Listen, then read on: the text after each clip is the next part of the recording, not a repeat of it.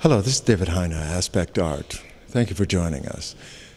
Today we're in Utrecht at the Museum Catharina Convent for a new show called Life After Death. With us today is the curator, Helen Roostevelt, who's going to tell us about all the special manners that people not only regarded life after death, but also what they did to get themselves out of purgatory and into heaven, or to avoid going to hell. So join us now in Utrecht at the Catharina Convent for Life After Death.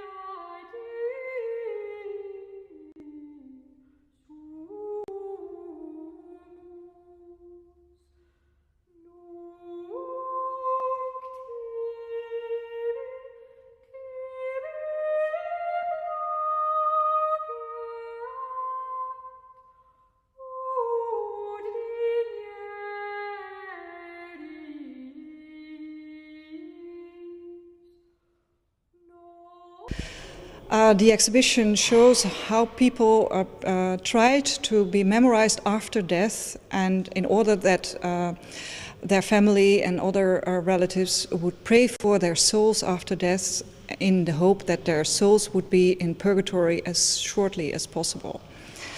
And by many prayers you could shorten the period in purgatory. Only saints would go to heaven immediately after death. The normal human beings would have sins on their souls, so they would have to be burned in purgatory for a certain period. And by making all kinds of arrangements during your life, like going on a pilgrimage or by an indulgency from the church, you could get a shortening of your punishment in purgatory, but prayers were one of the most important parts of the memorial services and for getting a shorter punishment in purgatory. Now, a lot of the depictions are paintings and memorials that are made for these people. What were some of the ways that these people could prepare themselves for getting out of purgatory? By, for instance, giving alms to the poor, or giving them bread and food.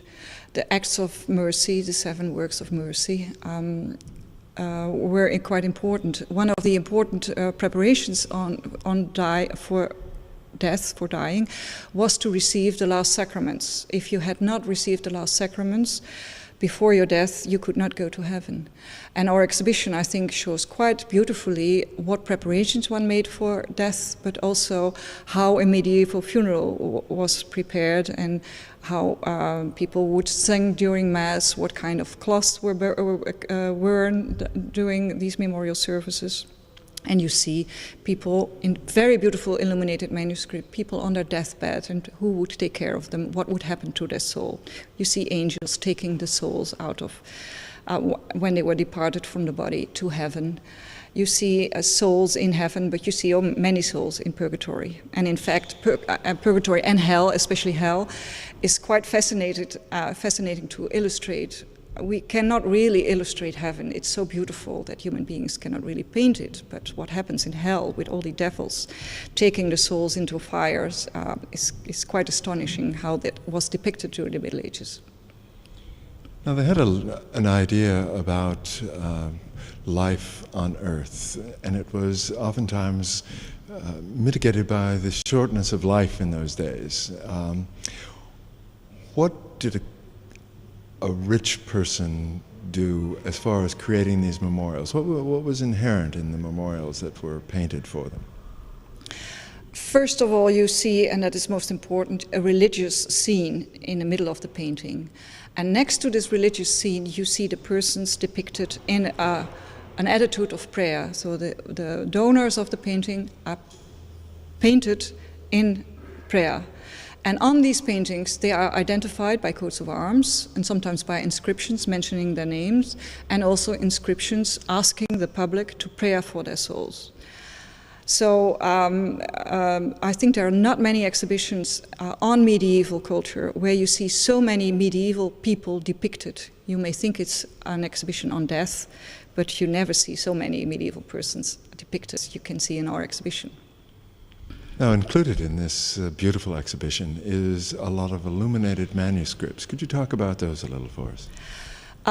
We have an extraordinary collection gathered throughout the world, from the Vatican to New York to several other libraries in the world, of books of hours, illuminated books of hours. And in these books of hours you find all kinds of prayers, also prayers to be said during the night. You would guard next to the deceased and you would pray certain prayers. And these prayers are illustrated with a number of scenes of the medieval funeral. So you can see a dying man or woman on her deathbed with clerics around it, family surrounding in prayer.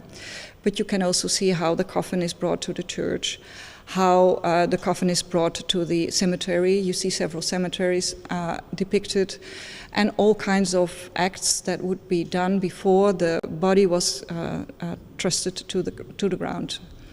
And that is, I think, nowhere so well depicted as in these miniatures in medieval books.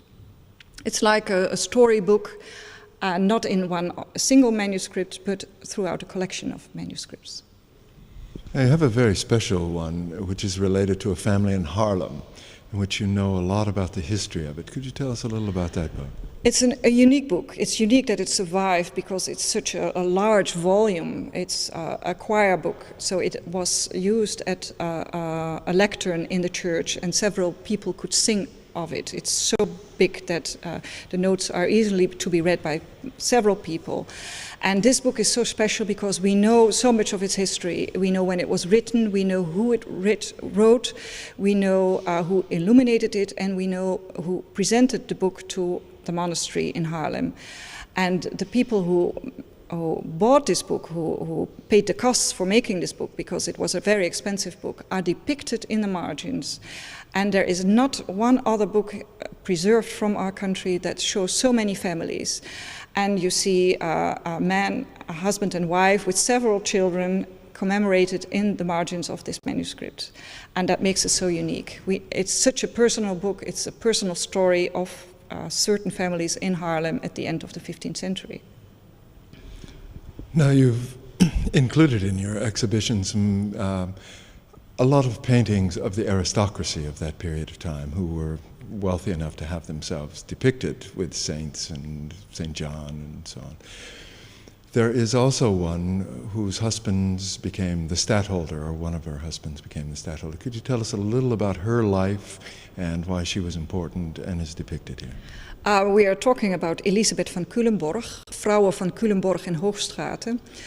And she took care a lot of the government of her estates, while her husbands, she married twice and she survived both husbands, had important administrative functions at the court. So she was an independent woman and was also a very rich woman, and she made several arrangements for the memorial service of her soul and that of both her deceased husbands.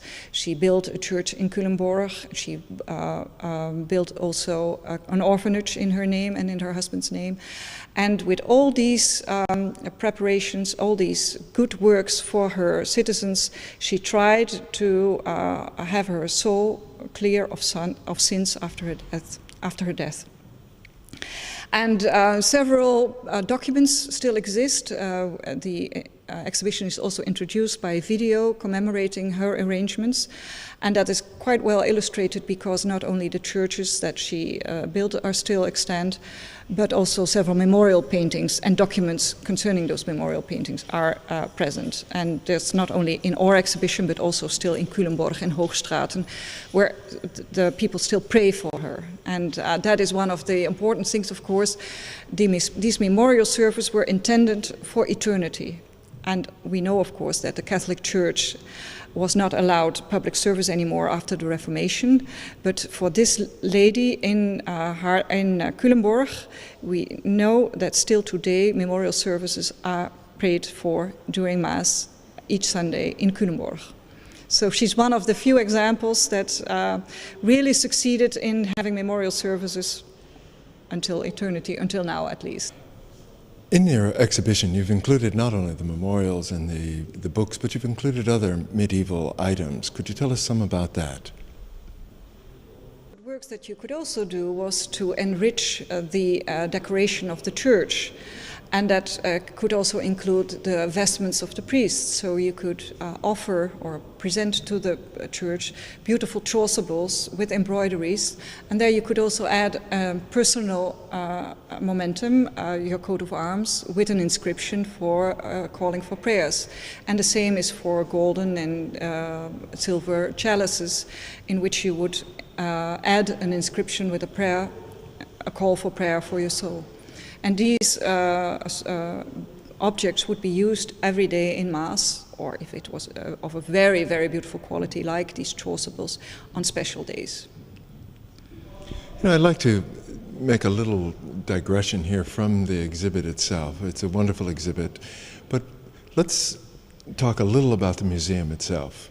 Could you tell us a little about what the mission of this museum is and what some of your collection is about? Our museum was founded now about 20 years ago to show to the Dutch public a part of our history, which is the history of the Christian culture in the Netherlands. That started about the 8th century with Willibrord, a missionary, but we continue to explain what happens in Christian life, Christian culture today. So our museum shows the history of Christian culture in the Netherlands from the 8th century until the 20th century, or the 21st century, indeed. The museum is founded 20 years ago, but it has collections of several older religious musea. And these were founded in the last century, where priests and chaplains and bishops traveled throughout the country to collect objects, religious objects that were not considered valuable anymore and that were at risk of being lost. And one of the best aspects of this museum is, of course, the older part of the collection, which is from the Middle Ages, by the time that the church was the most important donor or institution that gave assignments to artists to make objects. And the best quality of our collection are, of course, the sculptures, the Dutch sculptures. I think there's hardly any museum in the Netherlands where you can see so many beautiful 15th and 16th century wooden sculptures. And another part, which I think is one of the best in Western Europe, is the collection of medieval paraments or medieval embroideries. I think are unsurpassed in any other museum in Western Europe.